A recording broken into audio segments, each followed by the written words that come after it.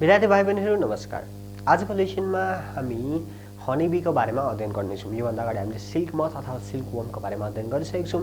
यदि तपाईँले त्यो लेसन हेर्नुभएको छ भने यतापट्टि प्लेलिस्टमा गएर चेकआउट गर्न सक्नुहुनेछ। So let's begin today's class. So honeybee पनि हाम्रो लागि एकदमै इकोनोमिकल्ली फाइदा हुने भएकै कारणले हामीले हनीबी स्टडी गर्न आँटिरहेको छौँ। सो हनीबीको क्लासिफिकेसन चाहिँ के हुन्छ भन्दाखेरि फर्स्ट भनेको यो किङडम एनिमल हुन्छ, त्यसपछि सब किङडममा इन्भर्टिब्रेट, त्यसपछि फाइलममा आर्थ्रोपोडा पढ्दैछौँ हामीले, त्यसपछि क्लासमा इन्सेक्टा र त्यसपछि जिनसमा एपिस भनेको हनीबी र अर्को भनेको स्पेसिसमा मेलिफेरा एउटा मैले दिएँ है त। सो एउटा चाहिँ मैले मेलिफेरा भनेर तपाईँलाई इक्जाम्पलको रूपमा एउटा स्पेसिसको नाम दिएँ है। सो यसरी चाहिँ हामीले यसलाई क्लासिफाई गर्न सक्ने गर्छौँ। यसको क्लासिफिकेसन तपाईँले याद गर्नुपर्ने हुन्छ। अब यसको जिनस एपिस भनेपछि यो कल्चर, यसको यो फार्मिङलाई के भन्छौँ भन्दाखेरि एपिकल्चर भन्ने रहेछौँ। के भन्ने रहेछौँ? एपिकल्चर, रियरिङ अफ हनीबीहरू हुन्छ नि, त्यसलाई हामी के भन्छौँ? एपिकल्चर भन्ने रहेछौँ है। र अर्को पनि एउटा हामीले याद गर्नुपर्छ, त्यो भनेको स्टडी अफ हनीबी। हनीबीको स्टडी जुन हुन्छ त्यसलाई चाहिँ हामी मेलिटोलोजी भन्ने गर्छौँ। So melittology is the study of honeybee र फार्मिङ अफ हनीबीलाई चाहिँ के भन्छौँ हामी? एपिकल्चर भन्ने गर्ने रहेछौँ। सो हनीबीको अर्को इम्पोर्टेन्ट कुरा भनेको यो एउटा सोसियल इन्सेक्ट हो। That means why is honeybee called social insect भनेर इक्जाममा एकदमै धेरै सोध्ने गर्छ। अब यसको एन्सर यो हाम्रो पार्टको अलिकति बिचतिर पुगेपछि म तपाईँलाई दिनेछु, त्यसपछि मात्रै तपाईँलाई अलिक बेटर बुझ्नुहुन्छ कि। र हनीबीको टाइप्स पनि डिफ्रेन्ट टाइप्स अफ हनीबी हुने गर्छ। सो हनीबीमा 3टा डिफ्रेन्ट टाइप छ। एउटा भनेको द क्विन बी, अर्को भनेको द ड्रोन्स र अर्को भनेको द वर्कर। यो 3टा क्लासेस अफ हनीबी हुन्छ, 3टा डिफ्रेन्ट टाइप्स अफ हनीबी हुन्छ। तपाईँले कुनै पनि एउटा बिहाइभमा हेर्नु भने 3टा डिफ्रेन्ट टाइप अफ हनीबी चाहिँ तपाईँले देख्न सक्नुहुनेछ। सो फर्स्ट डिस्टिङटिभ हनीबी आउने गर्छ, त्यो भनेको द क्विन बी। अब क्विन बी भनेको चाहिँ एकदमै ठुलो हुन्छ, सबैभन्दा ठुलो नै क्विन बी हुन्छ, the largest among this 3 types. र यसको बेली अथवा चाहिँ एब्डोमेन चाहिँ एकदमै धेरै ठुलो हुन्छ, किनभने यसको मेन र एउटा मात्रै काम भनेको अन्डा पार्ने है त। So the main work of queen bee is to the lay eggs है, इज टु ले एग्स। उसले अन्डा पार्ने बाहेक उसको केही कामै छैन। र उसको लाइफ साइकल युजली 3 अथवा 2 to 5 भनेर लेखा हुन्छ कतै। सो 2-3 इयर्सको हुन्छ उसको लाइफ साइकल, लाइफ स्पान भनौँ। लाइफ स्पान चाहिँ यो क्विन बीको चाहिँ 2 to 3 वर्ष ऊ युजली बाँच्ने गर्छ, कतै 5 इयर्स पनि लेखेको पाइन्छ। युजली त्यही नै हो है त, 2 to 3 इयर्स तपाईँले लेख्न सक्नुहुनेछ। एकदमै लार्ज एब्डोमेन हुन्छ र यसको यो अलिकति डिस्टिङटिभ कलर पनि एकदमै डार्क टाइपको हुन्छ अरू हेरी होइन। सो यसलाई डिस्टिङटिभली देख्न सकिन्छ, छुट्याउन सकिन्छ। क्विन बीलाई हेर्ने बित्तिकै थाहा हुन्छ कि यो चाहिँ क्विन बी हो भनेर। सो क्विन बीको बडी अरूभन्दा ठुलो हुन्छ र यसको life cycle around 3 to 5 years, 2 to 3 years पनि भन्न सकिन्छ। र यो लार्ज हुन्छ र बेली पनि यसको ठुलो हुन्छ, अलिकति डार्क कलरको पनि यो हुने गर्छ। यसको मेन काम भनेको के रहेछ भन्दाखेरि जस्ट टु ले द एग्स, अन्डा पार्ने बाहेक अरू उसको काम केही पनि छैन। सो अर्को टाइपको बी चाहिँ हामीले कस्तो देख्छौँ भन्दाखेरि ड्रोन बी देखिन्छ, द ड्रोन्स। सो यो ड्रोन चाहिँ के हो भन्दाखेरि फर्टाइल मेल बी हो। Drone are the fertile male bee र यिनीहरूको लाइफ स्पान चाहिँ ओभर 4 to 5 विक्ससम्म हुन्छ। 4 देखि 5 हप्तासम्म यिनीहरूको लाइफ स्पान हुन्छ। 4 देखि 5 हप्ता यो ड्रोन चाहिँ बाँच्ने गर्छ। अब यिनीहरूको जुन स्ट्रक्चर, बडी स्ट्रक्चर हुन्छ त्यो चाहिँ स्मलर देन क्विन बी भन्दा एकदमै सानो, तर वर्कर्स भन्दा चाहिँ अलिकति ठुलो हुन्छ है। So you can spot it, worker भन्दा ठुलो तर क्विन बी भन्दा सानो जुन साइज हुन्छ त्यो चाहिँ ड्रोनको हुने रहेछ। यिनीहरू फर्टाइल हो र यिनीहरूको एउटा काम भनेको टु फर्टिलाइज द क्विनसँग मेटिङ गर्ने होइन, न्युक्चुअल फ्लाइट गर्ने है। यिनीहरूको काम के रहेछ त? स्पर्म डोनेट गर्ने क्विन बीलाई है। सो क्विन बीसँग मेटिङ गर्नु नि यिनीहरूको प्राइमेरी काम हो र यिनीहरूलाई खुवाउने काम, they are all fed by the workers. यो क्विनलाई पनि र यो ड्रोन्सलाई पनि खुवाउने काम कसको रहेछ त? वर्करको रहेछ। उनीहरूले आफूले खोज्न पनि र खान पनि सक्दैन। भन्नुको अर्थ यसको के हो? यिनीहरूको माउथ पार्ट चाहिँ लेस डेभलप्ड हुने रहेछ है त। क्विनको होस् अथवा ड्रोनको, यिनीहरूको माउथ पार्ट चाहिँ लेस डेभलप हुन्छ। रमाइलो कुरा के छ भन्दाखेरि यस्तो प्रजातान्त्रिक नियम हुन्छ यिनीहरूको भन्दाखेरि, जस्तै कुनै ड्रोनले गएर क्विन बीसँग मेटिङ गर्यो भने अब उसलाई देश निकाला गरिदिन्छ। द्याट मिन्स त्यो हाइपबाट ऊ बाहिर भयो अब है। हाइपबाट बाहिर भएपछि अघि मैले भनिसकेँ कि यिनीहरूको चाहिँ माउथ पार्ट राम्रोसँग डेभलप हुँदैन, यिनीहरूले राम्ररी आफूले खोजेर खान सक्दैन।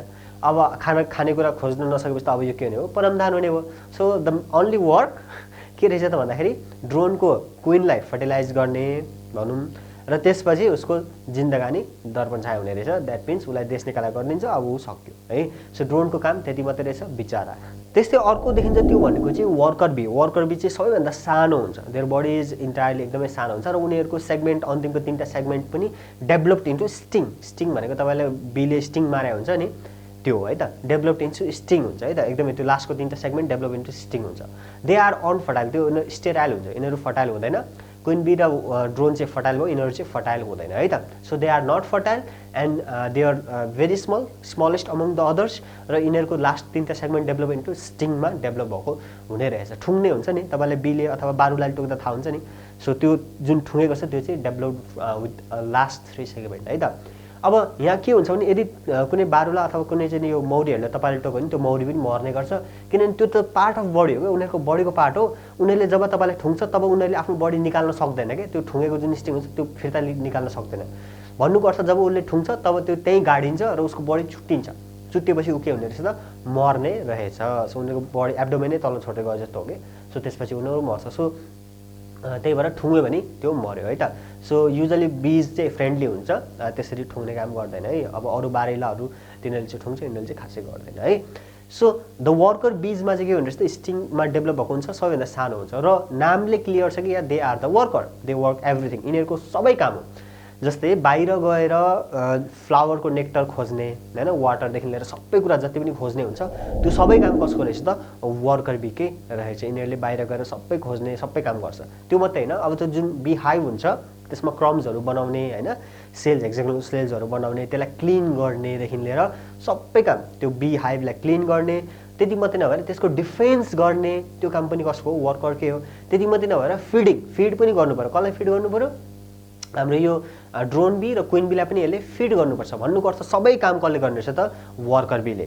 क्वीन बीको काम के हो, जस्ट टु ले एग्स। ड्रोनको काम फर्टिलाइज द क्वीन र वर्करको चाहिँ के हो भन्दाखेरि वर्करको चाहिँ एभ्री अदर वर्क चाहिँ वर्करको है त। अर्को एक दुईवटा कुरा वर्कर बीको हामीले जान्नै पर्ने भनेको यो एकदमै हार्ड वर्किङ हो र यसको क्लासेस अफ वर्कहरू हुन्छ त्यो पनि सेपरेटेड हुन्छ। जस्तै 21 दिनभन्दा अगाडि ऊ बाहिर निस्किँदैन, त्यही भित्रको काम गर्छ। सो फर्स्ट स्टेजमा उसले भित्रको क्लिनिङहरू गर्ने हैन, त्योहरू काम गर्छ। त्यसपछि अर्को भनेको उसले फिडिङ गर्ने कामहरू गर्छ। त्यसरी उसको वर्क पनि क्लासिफाई गरिएको हुन्छ।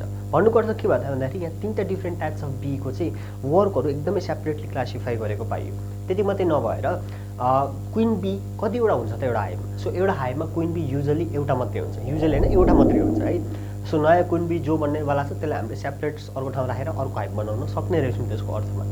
अब यदि एउटा क्वीन बी मऱ्यो भने वर्कर बीहरूले नै त्यो भएको बीजहरूले नै अर्को नयाँ क्वीन बी सेलेक्ट गर्छ। जसरी हाम्रो यहाँनिर राष्ट्रपतिहरू चेन्ज हुन्छ नि, हामीले आफूले जनताले सेलेक्ट गर्छौँ, त्यसरी क्वीन वर्कर बीजहरूले नयाँ क्वीन बी त्यसरी सेलेक्ट गर्छ है त। प्रजातान्त्रिक रहेछ क्या एउटा बीमा चाहिँ। त्यस्तै ड्रोन्स चाहिँ कतिवटा हुन्छ त, 400-500 वटा, 100देखि 500सम्मको रेन्जमा चाहिँ एउटा बी हाइभमा ड्रोन्स हुन सक्छ। भन्नुको अर्थ क्वीन बी चाहिँ एउटा मात्रै हुन्छ, ड्रोन्स चाहिँ 400-500सम्म 100देखि हुने गर्ने रहेछ र वर्कर बी चाहिँ धेरै 10,000देखि 20,000, 25,000, 50,000, 60,000सम्म पनि हुन सक्छ एउटा हाइभमा है त। सो यति धेरै यो टाइप्स अफ बीको कुराहरू हामीले गऱ्यौँ र बीको डिफ्रेन्ट टाइप्सको डिफ्रेन्ट वर्कहरू हुन्छ, क्लासिफाई गरेर हुन्छ र सबै काम चाहिँ कसले गर्ने रहेछ त, वर्करले गर्ने रहेछ। क्वीनको चाहिँ रिप्रोडक्सन मात्रै भयो होइन। र एकचोटि जब नप्चुअल फ्लाइट भन्छ, वाट इज नप्चुअल फ्लाइट आउँछ एक्जाममा। सो नप्चुअल फ्लाइट भनेको चाहिँ क्वीन बीले जब त्यो हाइभभन्दा बाहिर मेटिङको लागि जान्छ त्यो फ्लाइटलाई चाहिँ हामी नप्चुअल फ्लाइट भन्छौँ, द फ्लाइट है। जहाँ चाहिँ क्वीन बीले चाहिँ डिफ्रेन्ट ड्रोन्सहरूबाट चाहिँ स्पर्म्सहरू कलेक्ट गर्छ। त्यो चाहिँ ओभरअल एउटा पिरियडसम्म चाहिँ लास्ट गर्छ, लगभग 1-2 वर्षसम्म नै त्यो स्पर्म्सहरू चाहिँ लास्ट गर्ने गर्छ। त्यस्तै क्वीन बीले जब अन्डा पार्छ त्यति बेला त्यो जुन हेक्सागोनल स्ट्रक्चर हुन्छ त्यसलाई एकदमै ध्यान दिएर डिफ्रेन्ट ठाउँमा चाहिँ डिफ्रेन्ट तरिकाले राख्ने गर्छ र वर्कर बीले त्यसलाई फिड गर्दाखेरि पनि डिफ्रेन्ट टाइप्स अफ फिडिङ गर्छ है त। त्यो हेक्सागोनल सेल हेरेर त्यहाँभित्रको अन्डाको के हुन्छ त पछि गएर त्यो फर्टिलाइज हो अनफर्टिलाइज हो होइन, त्यो ड्रोन हुन्छ अथवा क्वीन हुन्छ, त्यो आधारमा त्यो फिडिङ पनि डिफ्रेन्ट गराउने गरिन्छ। त्यो हामी पछि अलिकति पछि पनि कुरा गर्नेछौँ।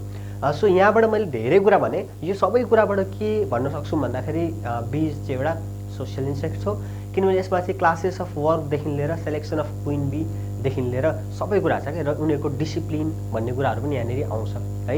वर्करले कहिले पनि होइन म चाहिँ बच्चा जनाउँछु भनेर चाहिँ कहिले पनि अगाडि आउँदैन है। वर्करले कहिले पनि त्यो गर्दैन। ड्रोनले म खाना खोज्छु भनेर जाँदैन, ड्रोनले म डिफेन्स गर्छु भनेर कहिले पनि जाँदैन। So it is already classified कि यसले यो गर्छ, यसले यो गर्छ, यो गर्छ, एकदमै डिसिप्लिन वेमा।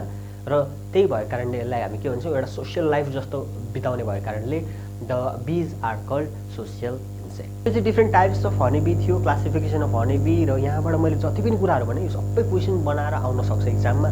अब नेक्स्ट भिडियो लेसनमा चाहिँ हामीले हनीबीको बडी स्ट्रक्चरको बारेमा कुरा गर्छौँ, कस्तो प्रकारको बडी स्ट्रक्चर हुन्छ, र नेक्स्टमा हामी त्यसको क्रमशः लाइफ साइकलको पनि कुरा गर्नेछौँ। So what do you think about today's video? Comment below, put a comment, like, share, subscribe and hit that bell icon. Stay home, stay safe and see you next video.